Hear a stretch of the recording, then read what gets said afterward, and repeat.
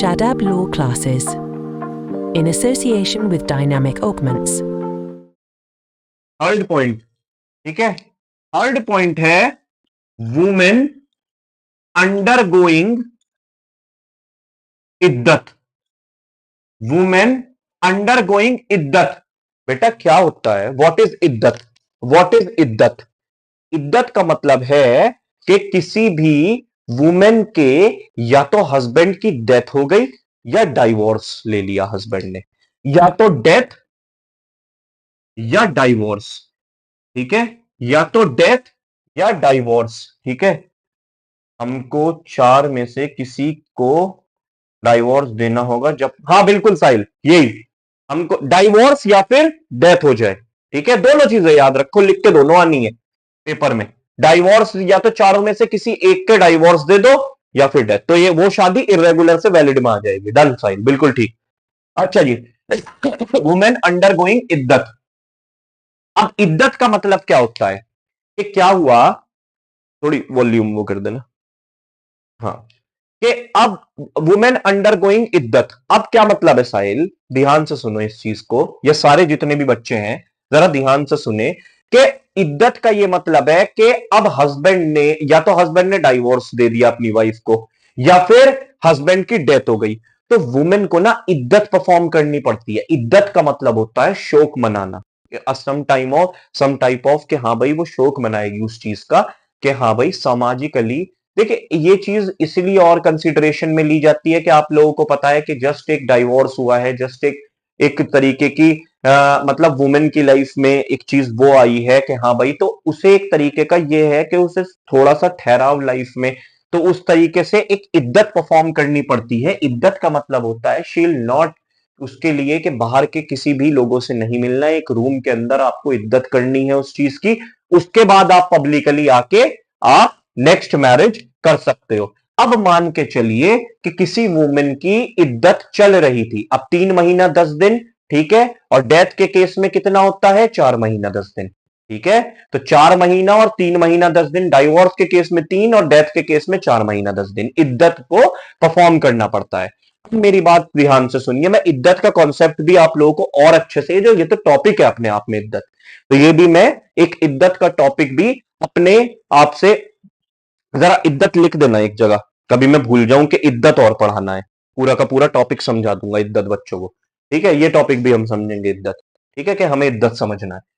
इद्दत में डेथ और डाइवोर्स, ठीक है। तो अब मान के चलिए वुमेन की, भाई हस्बैंड ने या तो डेथ डेथ हो गई या फिर डेथ, उस दौरान अगर वुमेन शादी कर लेती है जबकि उसकी इद्दत अभी चल रही है, तो वो शादी कंसीडर करी जाएगी इरेगुलर। अब आप कहेंगे सर वैलिड कब होगी? इद्दत खत्म होने दो, वैलिड हो जाएगी। इद्दत जैसे ही खत्म होगी वैसे ही वैलिड हो जाएगी वो शादी। इद्दत तो परफॉर्म करनी पड़ेगी ही अगर डेथ या डाइवोर्स हुआ है, ठीक है। अब वुमेन की शादी अगर इद्दत पीरियड में हो जाती है तब तक वो इरेगुलर शादी रहेगी, वरना जैसे ही इद्दत खत्म हो जाएगी वो शादी वैलिड हो जाएगी। तो रुकावट थी वो हमने दूर कर दी, ठीक है। ओके जी, ठीक है, ये एक लिख लीजिए fourth point, marriage by unauthorised person. Marriage by unauthorised person के, जिसे मुस्लिम लॉ के अंदर अनऑथोराइजेशन दिया गया है। जैसे कि हमने शादी को डिवाइड भी कर रखा है किताबिया नॉन किताबिया इन सब तरीके से, तो मतलब दिक्कतें क्या है कि भाई कन्वर्जन करना पड़ेगा या किसी भी तरीके के अभी के लिए वो अनऑथोराइजेशन है उस इंसान पे, तो मैरिज बाय अनऑथोराइज्ड पर्सन, ठीक है।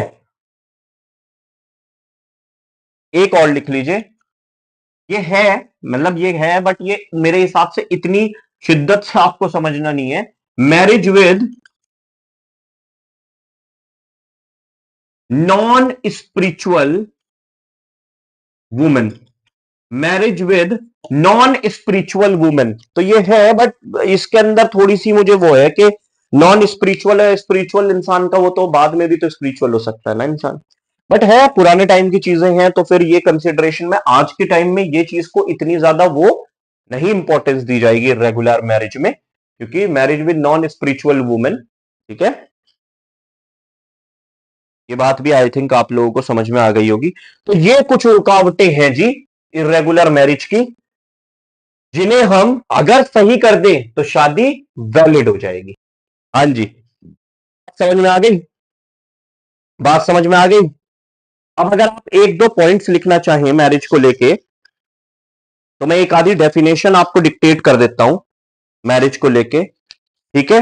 Legal aspects. एक केस था Abdul Kadir versus Salima. Abdul Kadir versus Salima, justice Mohammad थे इसमें। Abdul Abdul Kadir Abdul Kadir versus Abdul Kadir versus Salima. इसके अंदर ऑनरेबल जस्टिस महमूद थे, MAHMOOD, जस्टिस महमूद थे, जिन्होंने डेफिनेशन दी थी। उस डेफिनेशन को मैं थोड़ा सा डिक्टेट करना चाहूंगा, आराम से डिक्टेट कर रहा हूं, लिखना चाहो लिख लो। मैरिज दो एसेंशियली अ कॉन्ट्रैक्ट, इन्होंने जो बात कही थी, अगर जो बच्चा लिखना चाह रहा है वो लिख भी सकता है कि इस केस के अंदर एक थी, एक जो जस्टिस महमूद ने जो बात कही थी, मैरिज दो essentially a contract is also a devotional act, is also a devotional act. Marriage, though essentially a contract, is also a devotional act which has for its object of legalizing, which has devotional act है जिसका object क्या है, which has for its object of legalizing sexual intercourse, the procreation and legalizing children, the procreation and legalizing children, the procreation and legalizing children, procreation and legalizing children। ठीक है, एक और लिख लो, अब्दुल रहीम, इन्होंने क्या कहा था?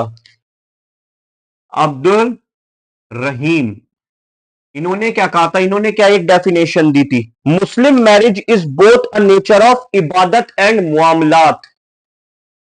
मुस्लिम मैरिज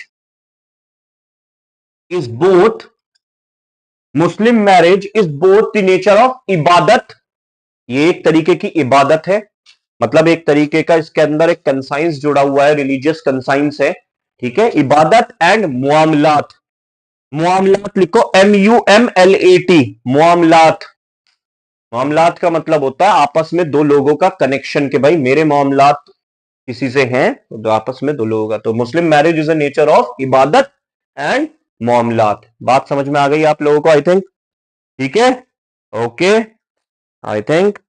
हाँ, और आप अगर ये कहें कि सर मैरिज करनी ही करनी है, फर्ज है, या फिर मैरिज एक सुन्नत है, कि मतलब हुजूर के जो प्रॉफिट मोहम्मद थे, याद रखेंगे मैरिज इज अ सुन्ना, मैरिज इज नॉट फर्ज, याद रखेंगे ये चीज, मैरिज इज अ सुन्ना, ठीक है?